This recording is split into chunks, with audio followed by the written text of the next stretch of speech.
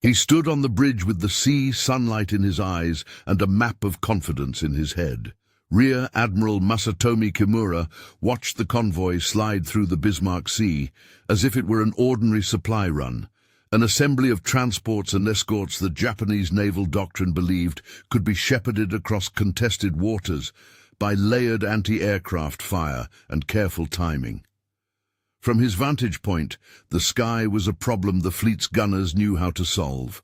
The horizon promised rain, and the convoy's course was set. There was no reason, Kimura could have thought, to expect anything that would change the calculus of the campaign. The horizon did not merely promise rain, it delivered an instrument. The instrument was not a bomber from a factory floor or a new naval weapon. It began as a wrench, a salvaged gun, and a man who refused to accept helplessness. What arrived over the waves that day was a weapon shaped in the mud and timber shelters of Queensland, Australia, assembled by hands that had more to do with improvisation than with official procurement. It was a medium bomber whose nose had been hollowed out and filled with 8 50-caliber machine guns. 8 guns, mounted to fire forward, delivering a concentrated hail of armor-piercing incendiary rounds. The modification altered a single geometry, where the fire concentrated in space and time, and with that simple change, doctrine that had worked for months began to break. The story that follows is not only about metal and mechanics. It is about a calculated desperation and individual agency. It is about a man named Paul Irving Gunn, called Papi by some, whose family situation in the Philippines provided the impetus. It is about field ingenuity under pressure and the way a tactical solution, once in the air, rippled across a theater of war. It is about the Battle of the Bismarck Sea, fought between March 2 and March 4, 1943, in which a Japanese convoy of transports and escorts sailed into a combination of tactics it had no doctrinal answer for. The result, as reported in operational records of the time, was devastating. 8 transports and 4 destroyers lost, thousands of lives ended and thousands more stranded, outcomes that sent shockwaves through logistics plans in the Southwest Pacific. To understand why those losses occurred and why a modification born in a workshop could matter so much, we must follow the thread from bridge to shelter, from doctrine to improvisation, from a single bolt to the roar of 8 guns in concert.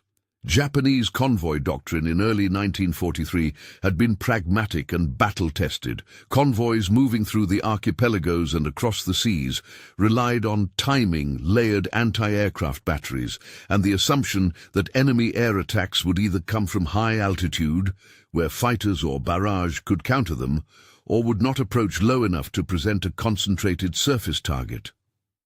For months, this doctrine allowed transport lines to function despite increasing Allied air activity. Escort destroyers were ordered to screen the convoy, spotting and engaging aircraft. Transports were told to present a narrow profile and use smoke and maneuver to complicate a bomber's aim. In the theater's day-to-day calculus, this worked. Yet doctrine is an abstraction. It assumes a known set of threats and reagents. It assumes weapons will attack in manners that map to existing countermeasures. What doctrine cannot easily account for is a change of geometry, the redeployment of a weapon's effect into a slice of time and space where enemy systems are blind. That change of geometry was created by humans in the field. Paul Gunn's backstory explains how intention and circumstance intersected in one man's workbench. Born and raised with a mechanical bent, Gunn found himself in the Pacific Theater as an enlisted naval aviator, later serving with army units. His family was interned in Manila after the Japanese occupation, and that fact, private, painful, and constant, became a visible thread in his decisions. Rather than wait for centralized design bureaus and factory lines to produce an answer, Gunn set about building it.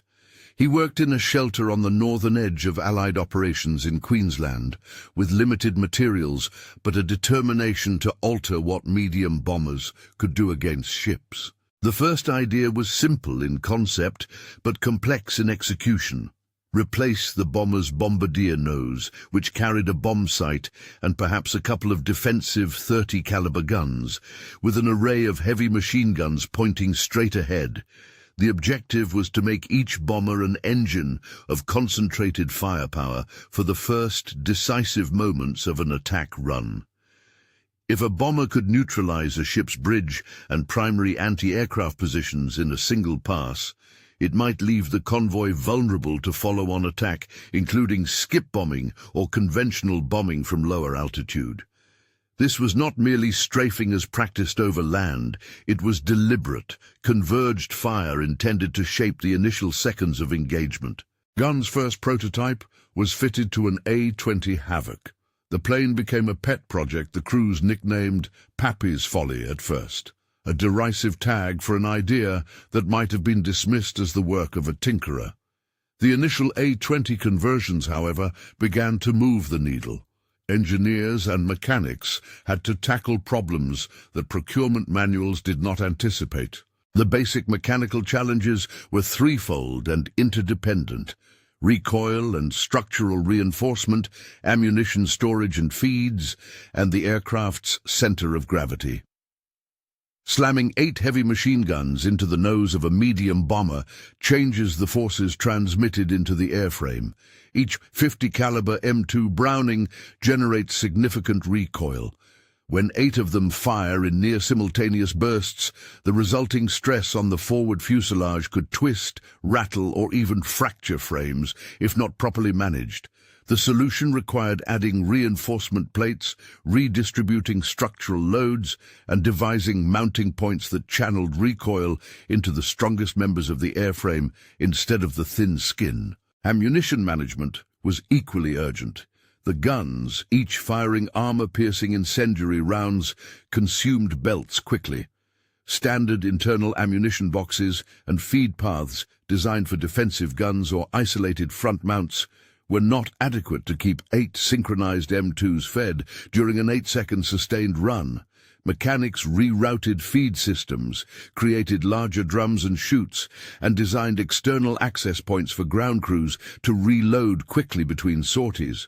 The process demanded ingenuity, workarounds that would not compromise aerodynamics, would not create fire hazards, and would let an aircrew manage jams under fire.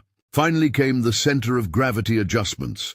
Guns, ammo, and reinforcements all add mass forward. Too much weight in the nose could adversely alter the bomber's handling, making it nose-heavy in level flight and unstable at low altitudes, precisely where the new attack profile depended on stability. Field engineers compensated by removing or relocating equipment aft, adding ballast, and recalibrating trim settings. They discovered through trial and error how much forward mass the plane could tolerate before it became unsafe for the low-level wave-top runs they intended. The A-20 experiments proved the concept. Where a single gun would be a nuisance to a ship, a concentrated volley of 850 calibers could do more than punch holes.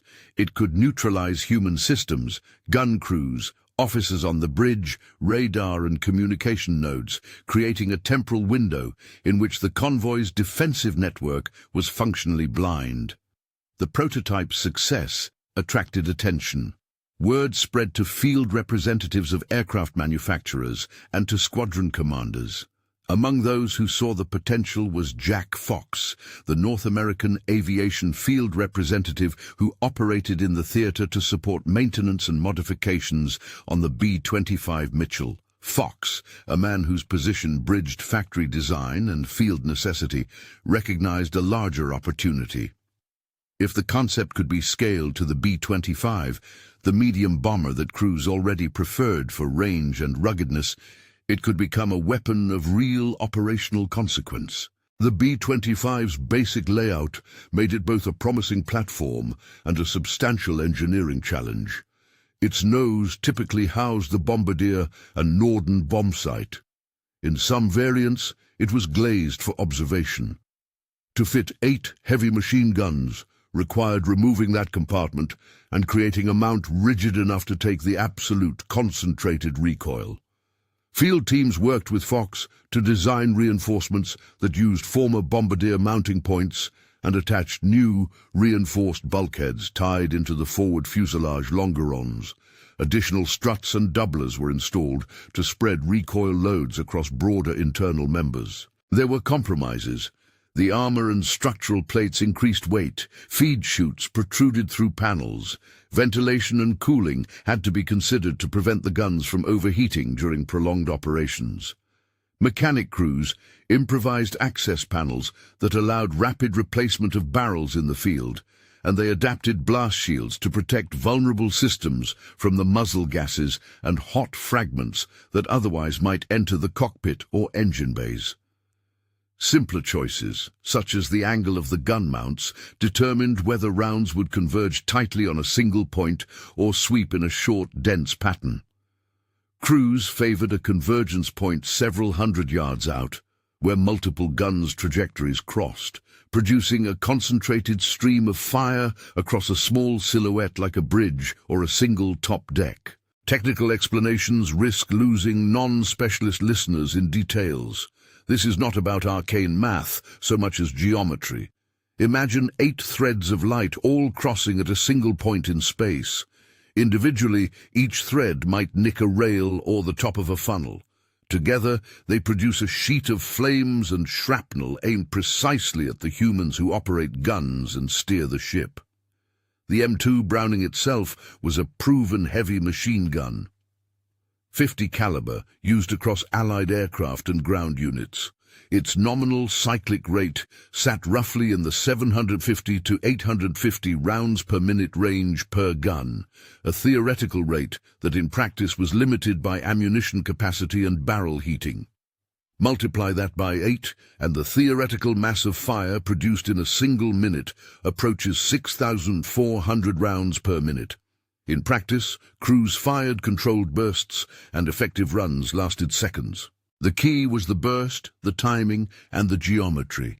The gun's combined effect in an 8-second pass was more decisive than the total rounds expended. This is where tactics meet engineering.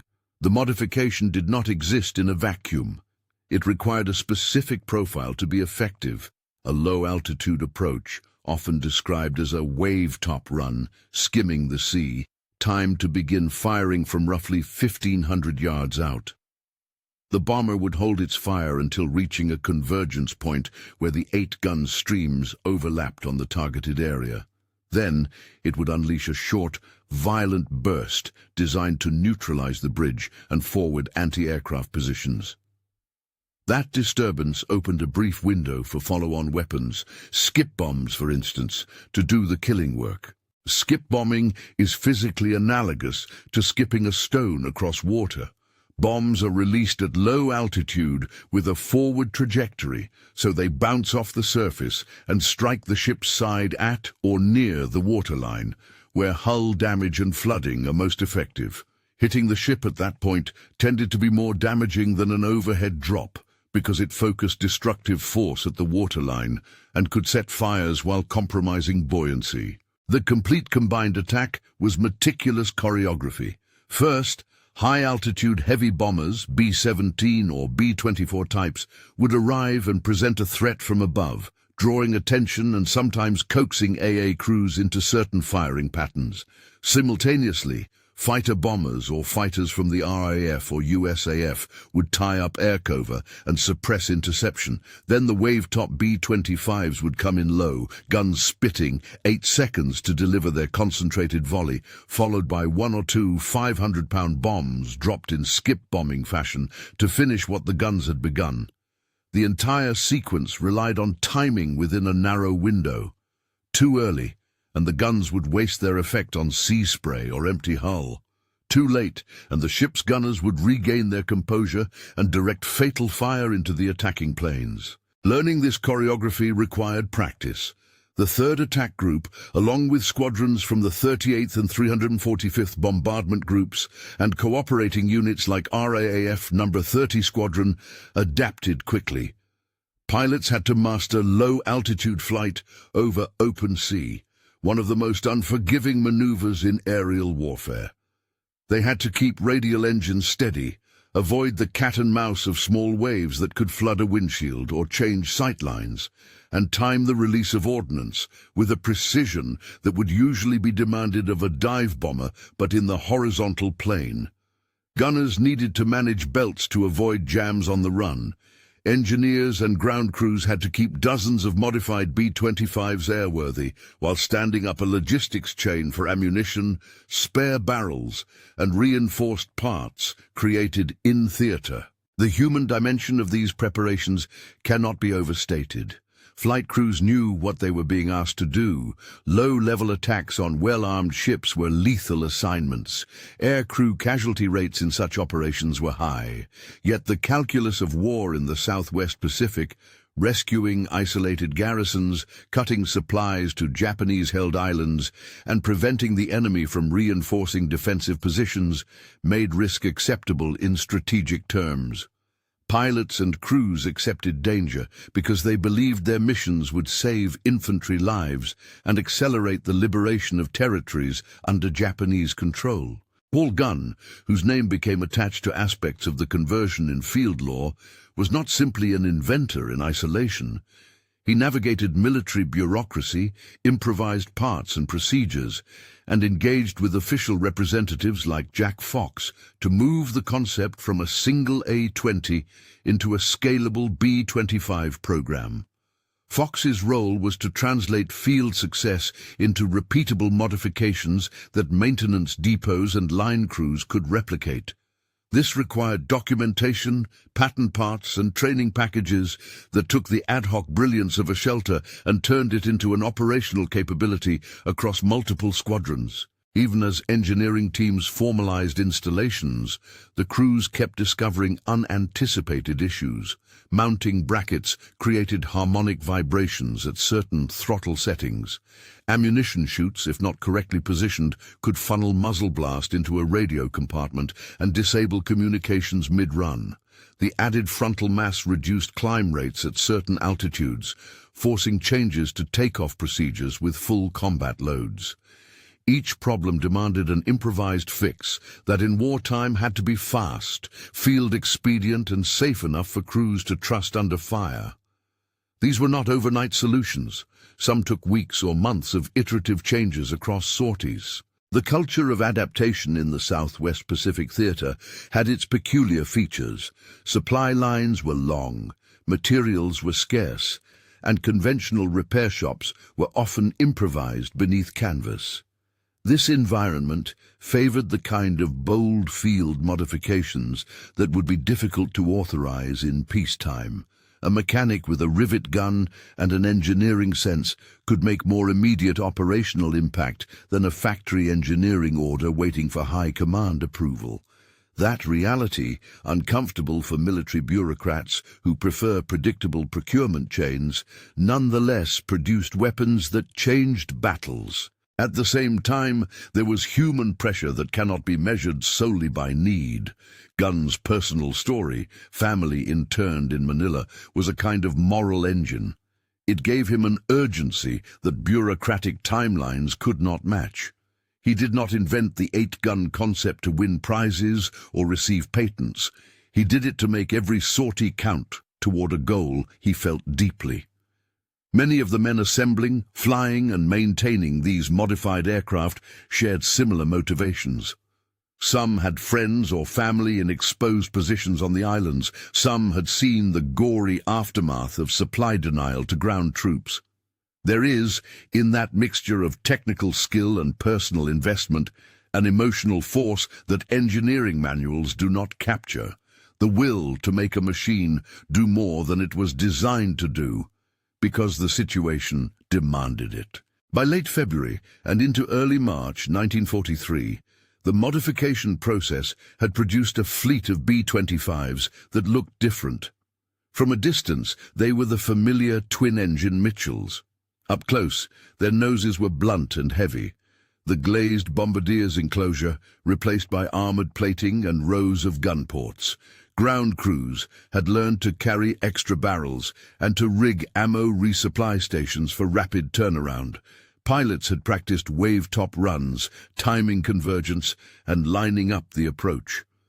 The third attack group, which had begun to embrace the tactic, coordinated drills with fighter escorts and with heavy bombers that would provide altitude diversions. The operation scheduled for the convoy that would later be known in history for its catastrophic losses was not improvised on the day of battle. It was the product of weeks of this incremental learning. Intelligence indicated a significant convoy bound for Leh, a target of high strategic value because it carried troops and supplies intended to shore up Japanese positions in New Guinea. The Allied command saw an opportunity.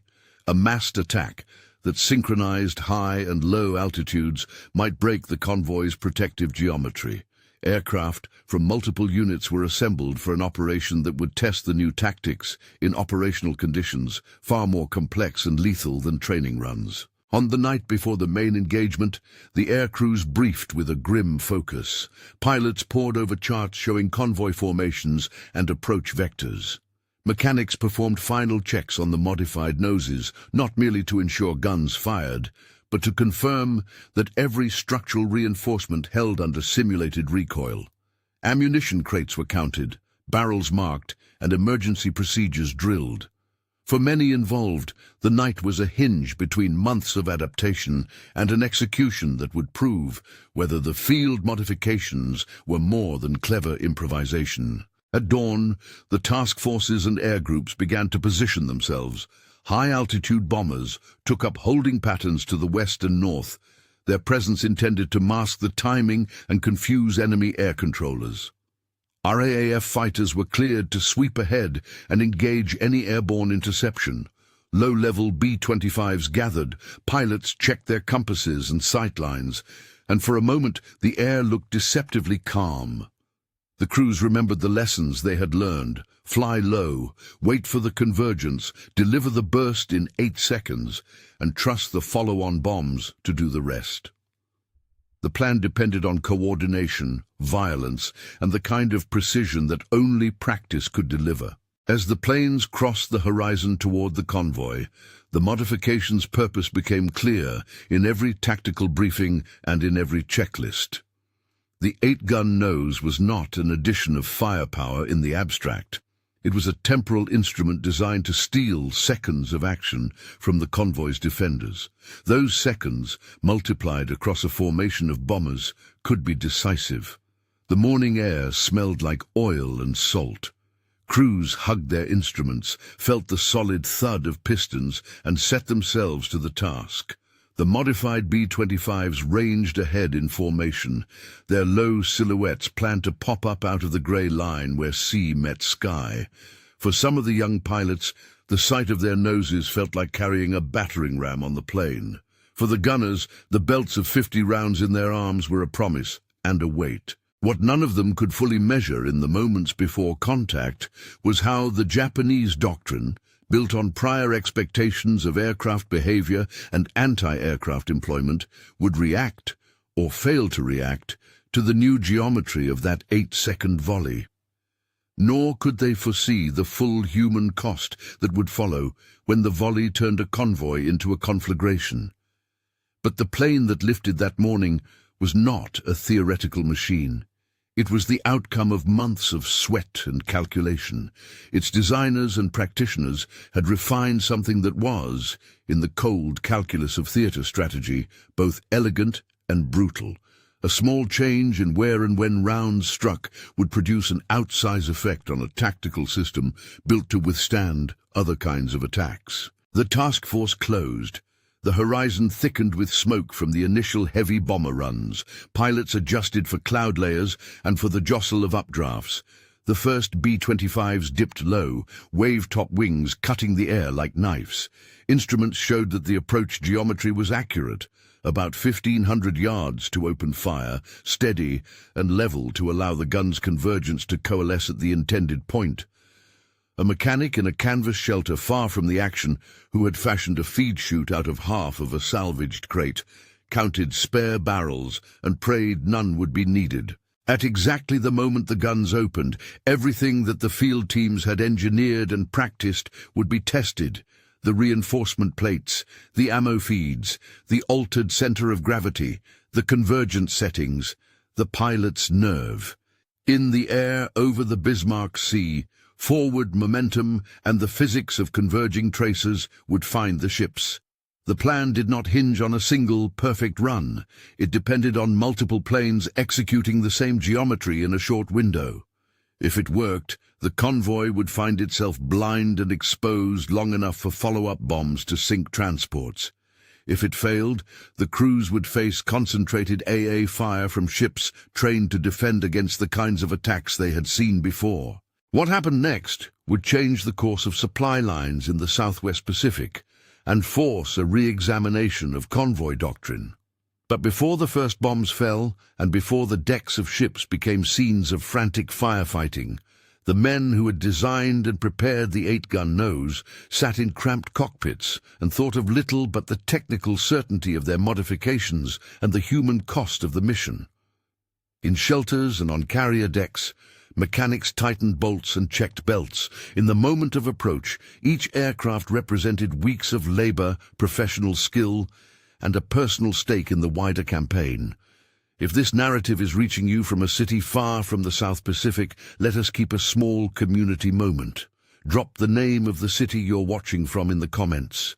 Simple, human, and a reminder that large events are stitched from countless local lives. The planes vanished into a lowering ceiling, and the bridge crews aboard convoy escorts watched the horizon like men waiting for thunder. There were no guarantees. Doctrine had history and precedent. Improvisation had numbers and geometry. The forthcoming clash would be not just between planes and ships, but between assumptions and new realities, between bureaucratic timelines and the field's urgent inventions. The 8-gun nose was now airborne in numbers sufficient to test its promise. The question that hung over the sea was how quickly doctrine could adapt when faced with an alteration in the very shape of a threat. Behind the apparent tactical simplicity of the conversion lay a map of technical choices that would determine whether the new weapon was a tactical advantage or an aircraft's undoing. Crews would soon learn what engineers had only approximated on the ground: barrel overheating under repeated bursts, feed chutes fouling in the spray, blast effects on nearby avionics. They would discover, too, the unforgiving arithmetic of round density. 8 guns unleashing all at once produced a sheet of fire so concentrated that the difference between disabling and destroying a ship could be measured in seconds.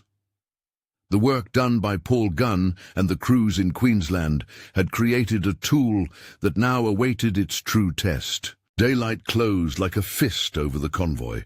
Somewhere on a bridge, maybe standing where the Admiral could see the dark lines of an approaching formation, a man might have thought that training and guns were enough. Out over the waves, pilots held their breath.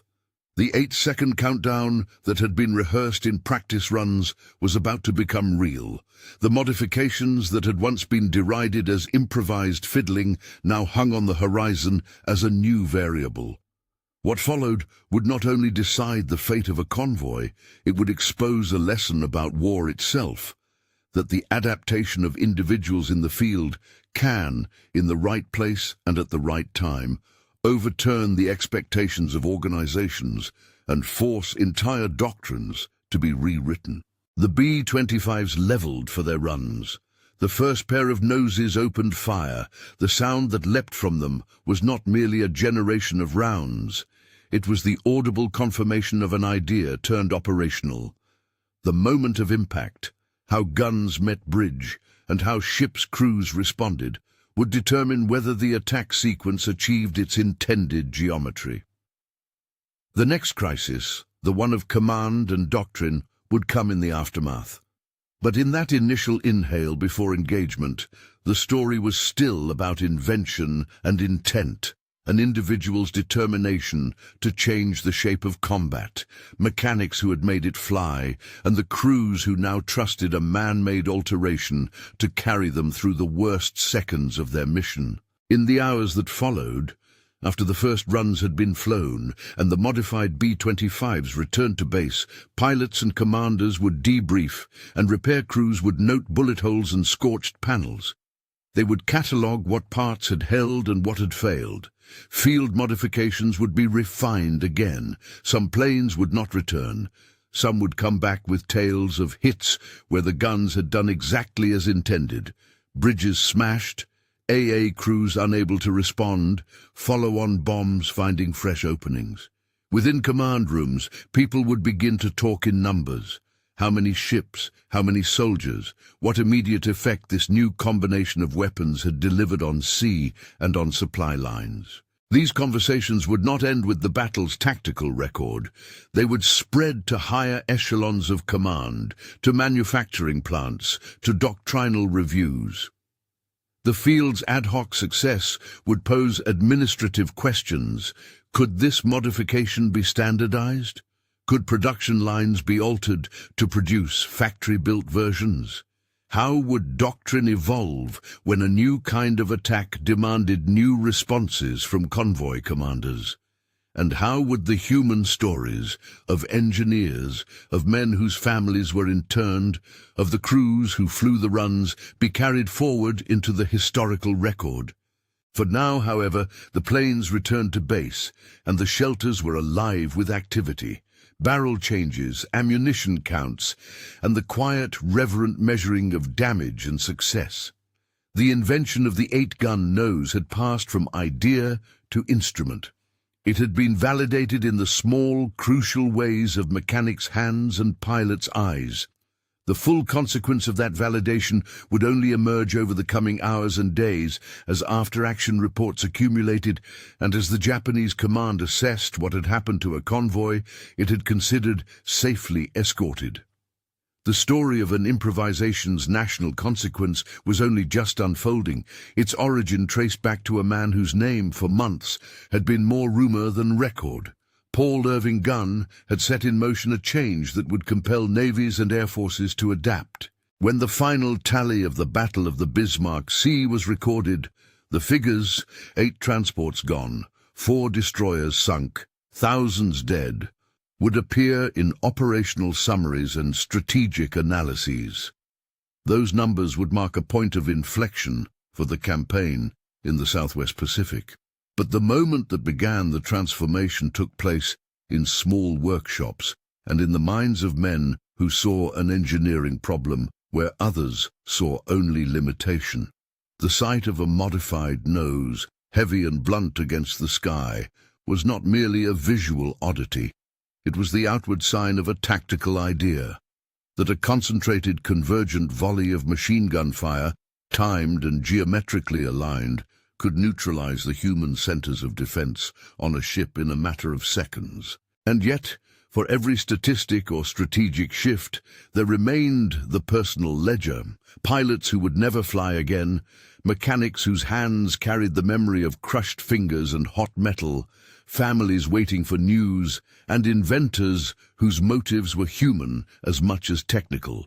The 8-gun nose would be credited with altering strategic outcomes. Its human cost and the improvisations that made it possible would remain woven into the fabric of those outcomes. The work of turning a field idea into an operational weapon did not end with the first sorties.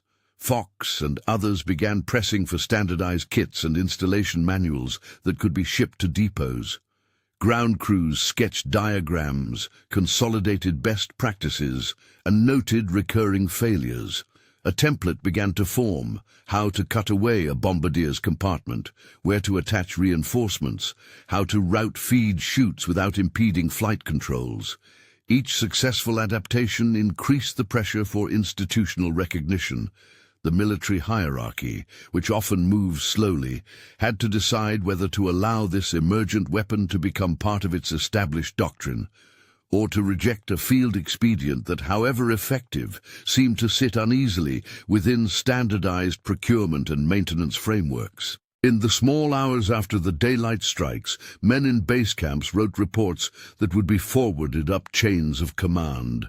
They described the modifications, listed parts and hours required, and outlined the tactical template for coordinated high-to-low attacks. These reports were practical blueprints. They were also seeds of a larger debate about the nature of innovation in wartime. Could the military institutionalize what the field had learned without stifling the very improvisation that had produced the result? The answer would not be immediate. The modifications' immediate military effects would force that issue, but bureaucracies have their own pace. For a time, the only certainty the crews had was the knowledge that their planes and the weapons within them had worked, or had failed, in the most elemental way. They had lived and died by the proof of combat. As dusk came that day over the camps, where mechanics soldered new plates and pilots wrapped their hands around wooden grips and drank tepid coffee, the question was no longer hypothetical. It was tactical, moral, and bureaucratic. The 8-gun nose had become real. What it would do next and how institutions would respond remained to be seen. In the hours after the strikes, the sea told its own story. Wreckage drifted like dark promises across a wide swell. Smoke stitched the horizon into a ragged black line. Reports moved in fits and starts over fatigued radio nets. Pilots who had flown the low runs wrote terse notes about what the 8-gun noses had done. Bridges that should have been hubs of command were smashed into silence, gun crews pinned or gone, signal flags and voice tubes severed by a sheet of fire. In the bowels of the transports and escorts, men who had slept the night before were now fighting flames and trying to put wounded under canvas. On decks where officers had expected to direct defensive fire, there were only the raw, immediate tasks of damage control. The numerical ledger would soon be compiled, but the immediate evidence on decks and in the air was less tidy. Shock, noise, and the unmistakable aftermath of a tactic that had succeeded precisely by reshaping the first decisive seconds of combat. From the convoy's bridge, the situation unspooled with a terrible mechanical logic. Ships trained to respond to dive bombers and high-altitude raids found their routines disrupted by an attack that concentrated violence not on the hull alone, but on the human centers that ran the ship. Anti-aircraft directors, human beings with sights and shell selectors, were the target. When the 8-gun noses opened at their convergence point, the burst was not intended to perforate steel across the entire vessel. It was designed to remove the people who made the ship shoot back. In the confusion that followed, skip bombs struck like hidden landmines, 500-pound ordnance bouncing across the water, smashing into hulls at or near the waterline.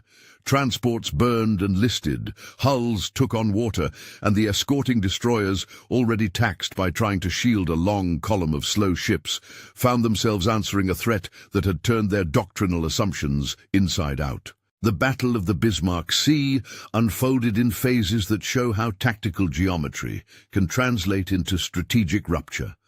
The opening phase, the high-altitude bombers, created noise and distraction, drawing attention upward and sometimes eliciting longer-range fire from the escorts. That was not accidental. Commanders deliberately massed multiple forms of attack to shape the defenders' reactions. But the decisive phase was the low-level pass. B-25's slipped in over the sea, wave-top low. At roughly 1,500 yards, the guns were held in reserve, a tense quiet in metal.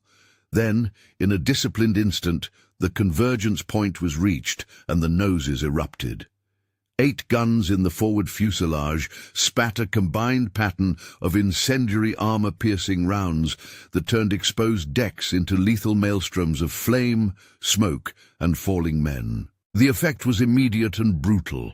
On at least several transports, reports later recorded in Allied after-action compilations, bridges were put out of action in a single pass. Officers struck down, wheelhouses blasted, radio rooms silenced. With central control diminished or destroyed, some transports lost the ability to steer coordinated evasive maneuvers. Others could not effectively direct gunfire. Destroyers that attempted to close and counterattack found themselves working amid a chaos of smoke and flaming hulks. In the time it took for one bomber to fly its 8-second burst, whole sequences of command and control aboard a ship could be shattered. Those 8 seconds, rehearsed countless times over Queensland airstrips, were the heart of the technique. Timing and convergence were not only tactical preferences, but survival necessities for the attacking crews. The windows were narrow. Push the burst too early and rounds would spray harmlessly across open ocean or miss the intended human targets. Push it too late and the ship's gunners, if still coherent, could catch and shred the bomber as it climbed away. For the ships in the convoy, the pace of disaster was compressed into small, sharp intervals. For the aircrews, a mission that might take hours from briefing to touchdown hinged on the execution of precisely those 8 seconds. The official tally that followed this engagement was stark. Operational reports recorded the loss of 8 transports and 4 destroyers from the convoy, and the human cost ran into the thousands. Post-action tallies noted that approximately 3,000 enemy personnel were killed, with many more wounded, rescued, or missing in the water. Survivors' reports detailed scenes of men abandoning burning ships, of small boats failing to stay afloat under the weight of survivors, and of the grieving arithmetic that accompanies mass casualty operations. These figures, dates and losses later summarized in theater histories, became the blunt metrics that made command in other theaters sit up and re-evaluate the Japanese convoy system's vulnerability in a way they had not before. Japanese command did not treat the result as a localized anomaly. In the days after the battle, Japanese post-action assessments and communications reflected an unsettling realization. A threat had emerged that their existing doctrine did not adequately counter. Ship's anti-aircraft doctrine had emphasized layered, overlapping fields of fire and centralized control against the kinds of attacks most commonly seen: torpedo runs, dive bombing, and high-altitude bombing. None of those threats, in their standard employment, targeted the human systems of the ship with the same immediacy as the convergent MG volley. Post-action summaries, Japanese post-action assessment, described confusion on several deck centers and noted how quickly command cohesion could be lost when small, concentrated bursts of fire struck critical spaces. Commanders debated whether to alter convoy composition, routing, or escort patterns. Supply lines and the movement of troops and material to New Guinea were suddenly at greater risk. That risk had operational consequences that rippled beyond a single convoy. The route to Lae and other forward positions had been a lifeline for Japanese forces in New Guinea. Losing 8 transports in a single engagement, along with a portion of their escort screen, not only cost lives and materiel, but also limited the Japanese ability to reinforce or resupply defensive garrisons rapidly. Operational planners on both sides recalibrated. Allied commanders saw a direct link between a field innovation and strategic effect. A modification that altered the first seconds of battle had the potential to degrade an enemy's operational tempo across an entire theater. Back at base, the response was twofold. Internally, within Allied air commands, the conversion program gained momentum. Field reports from Jack Fox and maintenance crews, detailing how to reproduce structural reinforcements and improved ammo feeds, began to be compiled into guidance for depots. The value of a repeatable, reliable kit was obvious. If a modification could be installed and maintained reliably, then more crews could be trained in the wave-top, convergent burst doctrine, and sorties could be multiplied. Logistically, that required spare parts, additional barrels, and the routing of ammunition that the improvised shelters had once cobbled together out of necessity. Factory and depot channels moved to meet the demand, producing pattern parts and documentation that shortened the time each airframe needed in the hands of ground crews. Externally, the Japanese response was to reconsider convoy doctrine. Where once large, slow-moving convoys had been an accepted vulnerability, mitigated by layered AA and escort screens, commanders began to prefer dispersal, smaller convoys, and alternative movement techniques for material destined for forward positions. The loss at the Bismarck Sea accelerated decisions to reduce the exposure of large transports in daylight and to rely more on night runs, destroyer transports and more heavily escorted shipments, options that carried their own logistical costs and limitations. The strategic upshot was a constriction of Japanese operational freedom in the Southwest Pacific. Supplies moved less efficiently, reinforcements arrived more slowly, and the logistics lifeline that sustains a forward combat force thinned under pressure. The field's innovation had crossed an institutional threshold. What had begun as an improvised nose on a Hawker and then a B-25 became a problem set for procurement and doctrine. North American and Allied maintenance depots considered whether the field devised solutions could become an accepted standard. The B-25 platform itself evolved in response. Factory variants, succeeding models designated for different roles, incorporated heavier forward armament and more robust structural support as part of their production builds. The adaptation can be seen as an arc from prototype to standardization. Once the tactical pattern proved both viable and strategically consequential, the engines of mass production and doctrine began to catch up. The field's ingenuity was not simply tolerated, it shaped the very hardware that left assembly lines months later. This institutionalization had two important effects. First, it reduced the burden on scattered maintenance teams to recreate complex fixes under fire, allowing depots to supply pre-designed kits that armored ramps and manuals could reproduce reliably across squadrons. Second, it exported the concept beyond the Southwest Pacific. Similar configurations, heavy forward firepower combined with low-level attack profiles, showed up in other theaters and in other missions. Units learned to take the template and adapt it to local conditions. The idea of shaping the opening seconds of an engagement by neutralizing human systems on board enemy vessels was flexible and could be combined with other tactics, such as bombing or confrontation by fighters. The personal strands of this story did not disappear as the technique became institutionalized. Paul Irving Gunn remained at the center of the origin myth, a man who had taken personal desperation, mechanical skill, and a refusal to wait, and had forged an instrument that changed battle outcomes. After the war, his role entered both official records and oral histories, and various accounts sought to place his contribution in context with others, Jack Fox among them, and maintenance crews across the theater who turned idea into serviceable weapon. The record is not singular.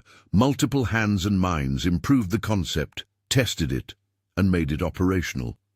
Still, Gunn's combination of technical acumen and personal urgency, his family's internment in Manila lending a moral pressure to his work, remains central to how historians narrate the conversion's origin.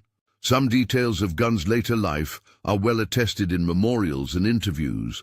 Other aspects remain scattered across after-action reports and personal correspondence. Verify. The human cost attached to this tactical success was complex and heavy. For the Allies, the attack sequence produced ship sinkings that denied Japanese forces men and materials in ways that arguably shortened campaigns and saved lives on land. For aircrews, the missions were perilous. Low-level attacks near a defended fleet invited heavy return fire, and indeed several modified bombers were lost during the sequence of operations. The calculus of acceptable loss was always present, an implicit cost-benefit weighed by commanders and crews. That calculus was never simple, because each statistic in the ledger represented a life with kin, with motives and histories. In post-war reflections, veterans acknowledged both the tactical prudence of the attacks and the personal grief that accompanied the missions. Command discourse after the battle engaged with those complexities. Military planners discussed whether to institutionalize improvisation broadly, how to capture the creative energy of field mechanics without sacrificing reliability and safety. Bureaucracies moved to codify best practices. Manuals were drafted, training packages assembled, and depot-level instructions issued. The momentum of success made it politically easier to approve change, but that approval was not automatic. Military organizations are built to mitigate risk through predictability, and the story of the 8-gun nose is also a story of institutions learning to be more receptive, however slowly, to the idea that urgent adaptation can be an engine of advantage. The tactical lessons from the Bismarck Sea were studied. One central insight was the primacy of geometry and timing in combined attacks. The convergent volley did not rely on overwhelming fire volume alone. It exploited a spatial coincidence where multiple guns' trajectories intersected on a small, vital target, and temporal compression, an intense burst timed to incapacitate human systems in the first seconds of engagement. In theater analyses, instructors emphasized that precision, not merely rate of fire, had been decisive. This intellectual shift moved doctrine slightly away from purely attritional thinking, more rounds equals better effect, toward a recognition that shaping where and when rounds landed could amplify their consequence far beyond their number. Another implication was doctrinal humility. Commanders could not simply assume that existing patterns of defense would work against novel combinations. The Japanese example of a doctrine that had been effective until a small change in enemy tactics broken it was a cautionary tale for planners on both sides. In military academies and briefing rooms, analysts used the episode to illustrate the danger of rigid assumptions and the need for intelligence and counter-adaptation to remain dynamic. Operationally, the Allies exploited the new capability in subsequent operations. The success at Bismarck Sea encouraged more coordinated multi-element attacks across the theater. The same principles: suppress the human centers of defense, open a window, exploit it with ordnance, were adapted for attacks on different types of targets, including smaller shipping and shore installations. B-25's, outfitted with heavy forward guns, continued to take on maritime roles and occasional ground attack duties. Their nose is a sign that a field idea had become an accepted option in the campaign repertoire. But the story also raises ethical and human questions that commanders and historians continue to wrestle with. Tactical effectiveness does not erase loss, and every innovation that increases lethality carries an attendant need to account for its human consequences. Those who flew the missions often spoke of a dual pride and sorrow. Pride in having saved lives on the ground, and sorrow for comrades lost in the air. The mechanics who designed the modifications held the scars of their work literally and metaphorically. In oral histories, many of them describe the same contradictory emotions, the satisfaction of success and the memory of faces they would carry for the rest of their lives. When historians look back on the B-25's 8-gun nose, they see an axis of influence that begins with low-level shelter workshops and extends to the strategic picture over New Guinea. The instrument's impact was not inevitable. It required the right mix of personal motive, technical skill, field environment, and tactical opportunity. Paul Gunn's initial work provided a spark. Field mechanics and representatives like Jack Fox fanned that spark into an operational flame. Pilots and crews polished the technique with practice, and theater command recognized the result and used it to press operational advantage. Each link in that chain mattered. The innovation's legacy is visible in several registers. Technically, it prompted formalized design choices, factory incorporations of heavier noses, and improved feed systems that reduced the burden on field workshops and improved reliability. Operationally, it changed how convoys were judged and defended, supply routes were altered, and commanders were forced to consider non-traditional threats. Institutionally, it stands as an example of wartime adaptation. When the rules change, methods do too, sometimes faster than doctrine can be written. And personally, it is the story of people who, confronted with suffering and scarcity, made choices that altered the course of events beyond their immediate sightlines. Yet no account should flatten the painful details into a triumphant narrative. Losses at sea were not statistics but human lives. Sinking transports carried soldiers, sailors, stevedores and support staff, people whose biographies ended or were interrupted in the smoke and flames. Those human costs sit alongside the strategic calculations like a dark ledger. They demand acknowledgement and humane reckoning. Contemporary retellings of these events try to balance admiration for ingenuity with respect for sacrifice. Mechanical brilliance and moral gravity coexist uneasily in the historical memory. By the time the last reports were filed and the bureaucratic gears ground through the paperwork, the B-25's 8-gun nose had achieved a kind of historical permanence. Its silhouette, blunt, armored and heavy, entered photographs and film, an emblem of field innovation. Veterans' memoirs recorded the many hands involved, inventors, pilots, gunners, and mechanics, whose names sometimes became a chorus rather than a single voice. The attribution of credit is diffuse, in a way that matches the collaborative nature of the work. Paul Irving Gunn occupies a central place in that chorus, his urgency and initial design choices representing the origin story, while others added the technical and operational refinements that turned a prototype into a campaign tool. In the long view, the episode illuminates broader truths about war and technology. Innovation often emerges in corners, in improvised workshops and brief, urgent decisions. Doctrine often lags, and the human consequences of both invention and delay are large. The B-25 conversion reminds us that a single technical change, applied with understanding of geometry and timing, and implemented by crews who practiced under stress, can scale into strategic effect. It also reminds us that strategic advantage often comes at a cost measured in lives. Paul Gunn's story ends not with a patent or a single formal citation, but with a scatter of acknowledgements, corrections, and continuing studies of his role. After the war, some accounts credited factory engineers too. Others emphasized the role of field reps, who bridged the gap between shelter improvisation and depot standardization. The truth lives in all those versions, an idea born of necessity, refined by practice and institutionalized because it worked on a day when timing and geometry met opportunity. What remains durable is the lesson itself. Engineers and crews in the field can reimagine how machines are used. Doctrine must be responsive, and the human beings at the center of every technical fix are the ones who pay and sometimes save the greatest price.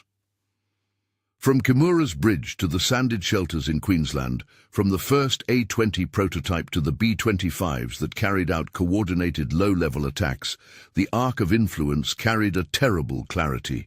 Small innovations can have outsize effects. If the story offers any single image to hold, it may be this: 8 converging streams of fire, focused for 8 seconds, shifting the balance of a convoy defense and ending a supply line's quiet reliability. That image captures not only the mechanical ingenuity of a field-modified bomber, but also the sharp ethical edges of wartime invention. The 8-gun nose altered naval warfare in the Southwest Pacific precisely because it acted upon doctrine's blind spot, and because humans, engineers, pilots, mechanics, were willing to put themselves where their knowledge mattered most. For viewers intrigued by how individual acts of adaptation become strategic instruments, the B-25's 8-gun nose provides a clear case study. It shows the interplay of personal motive and technical skill, the necessity of coordination in combined arms operations, and the speed at which lessons learned in the field can ripple outward to change theaters. It also reminds us that successes in war are rarely clean or unambiguous. They are built from human ingenuity and paid for in human blood. If this account has sparked a question or a curiosity, perhaps about the specific mechanics of the feed systems or about who gets formal credit in historical records, those sources are listed in the description below, where you can find post-action reports, engineering notes, and oral histories that informed this narrative.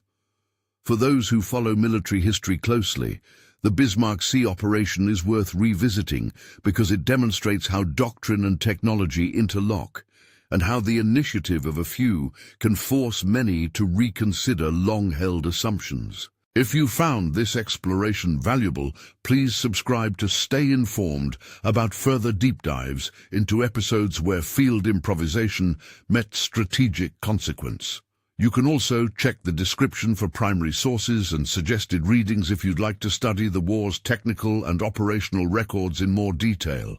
Above all, remember that history is made at both ends of a wrench, the shelter and the factory, the cockpit and the bridge, and in the difficult human choices between them.